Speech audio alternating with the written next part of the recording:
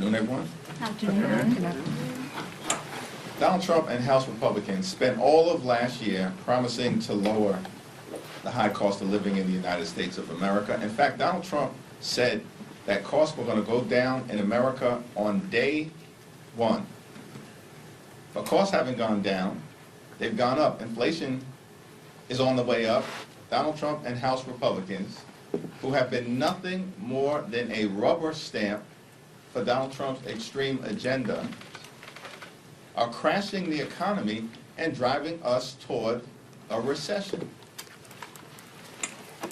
What piece of legislation do they decide to work on as their signature priority in this Congress?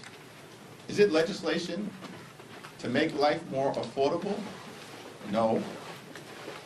Is it legislation to lower the cost of housing in the United States of America? No. Is it legislation that actually enhances the ability for everyday Americans to provide child care or afford groceries in this country? No. House Republicans are trying to jam another GOP tax scam down the throats of the American people, where the overwhelming majority of the benefits will go to the wealthiest 1% in the United States of America, and they want to pay for it by sticking us with additional debt, trillions of dollars of additional debt, and by enacting the largest health care cut in American history, along with the largest cut to food assistance in American history, literally taking food out of the mouths of children, veterans, and seniors in this country. It's shameful. The American people do not support this extreme and toxic bill, and we're going to hold every single House Republican who votes for it accountable. Questions? Mr. Leader, good afternoon. What would you, your statement the other day after there was this incident in Newark, you said they better not touch our members. Correct. What happens if they were to go and arrest these members, or if they would try to sanction them here in the House of Representatives? They'll find out. What would you do, though? They'll find what out. recourse? I mean, but doesn't that broach a... They'll find out. Doesn't that go across... That's a red line. What's the red line, though? I mean, I know we have the speech It's a red debate line. clause. It's very clear. First of all, I think that the so-called Homeland Security spokesperson is a joke. It's a joke. They know better than to go down that road, and it's been made loudly and abundantly clear to the Trump administration. We're not going to be intimidated by their tactics to try to force principled opposition from not standing up to their extremism. It hasn't happened during the entirety of this failed term. It didn't happen when Donald Trump temporarily was sitting high in the immediate aftermath of the election. Do you think it's going to happen now, when he's the most unpopular president in American history after his first 100 days? Give me a break. No one's intimidated by this dude. No one. And so there are clear lines that they just dare not cross. Speaking of red lines, Mr. Leader, were you informed that the White House intended to fire Dr. Hayden, No. head of the Library of Congress? No.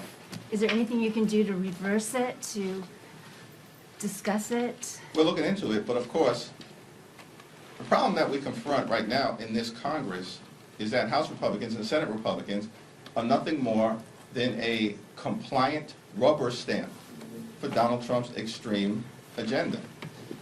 They're not a check and balance. They're not working for the American people. They're actually working for an out-of-control executive branch. Now, it's the Library of Congress, not the Library of the executive branch. So clearly, there's going to have to be some reforms at this particular point in time, moving forward.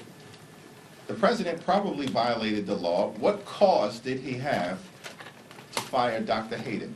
There's no cause. It's all made-up foolishness. And so we're certainly going to look into that. And litigation will be evaluated strongly. But moving forward, I think what's clear is that perhaps the executive branch should be removed from the process. Once a librarian of Congress has been designated, if you're going to have an out-of-control executive who's going to abuse the authority that he, in this instance, has been given by the United States Congress. Thank you. The vice chair of the DNC, David Hogg, he said today, quote, "Too many leaders in the Democratic Party are asleep at the wheel." You're obviously a leader in the Democratic Party. Did he mention me by name? He did not, but you are a leader. Okay. Are Democrats asleep at the wheel? Does he have a point, and should he stay in his role? I think I've been very clear about my perspective on David Hogg, and I'm going to defend every single member of the United States House of Representatives in the Democratic caucus.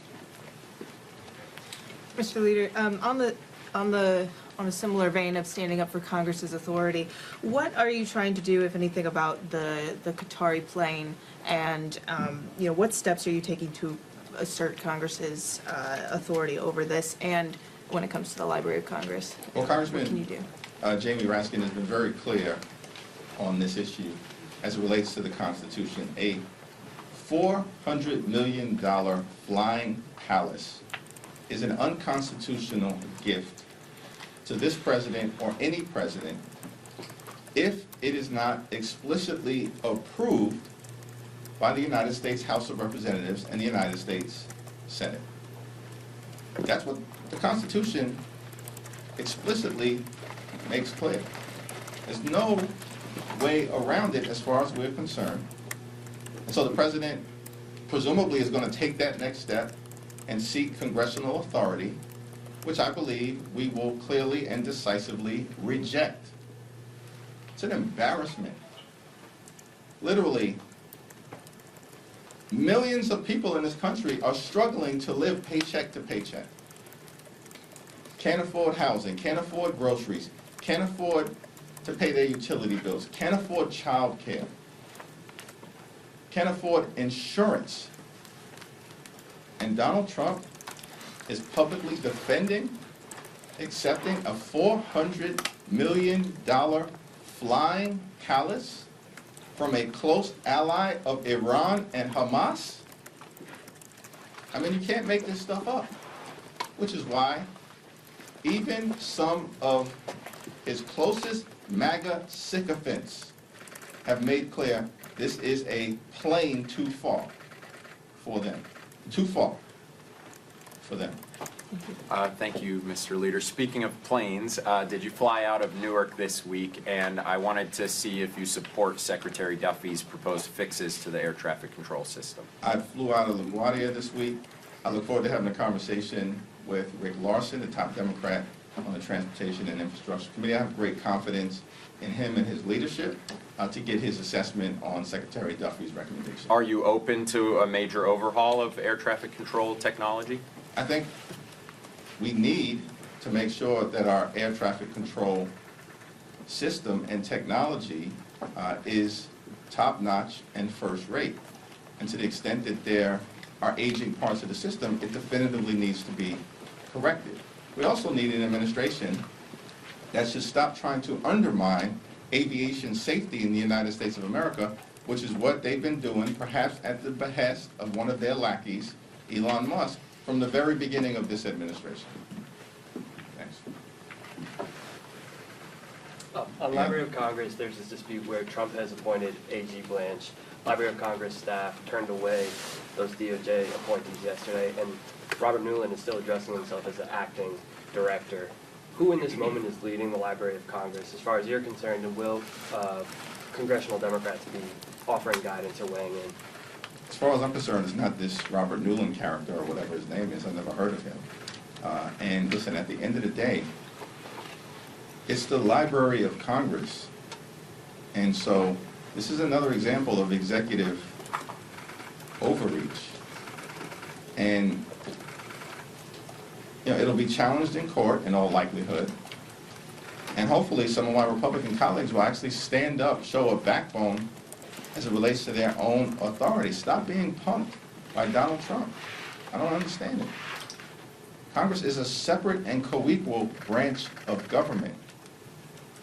They already are doing great damage to themselves by trying to jam this extreme GOP tax scam down the throats of the American people. That's not enough for them in terms of their sycophantic behavior.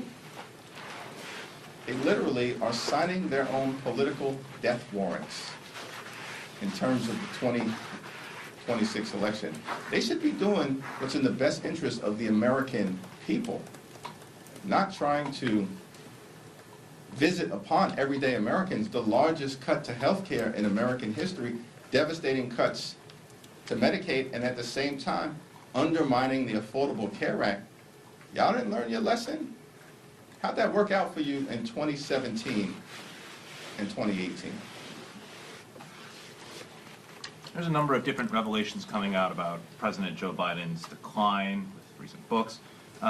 Is it helpful for your caucus for these to come out now? And would you want Biden to campaign for House Democrats? We're not looking backward, we're looking forward at this particular moment in time. Thank you, Mr. Leader.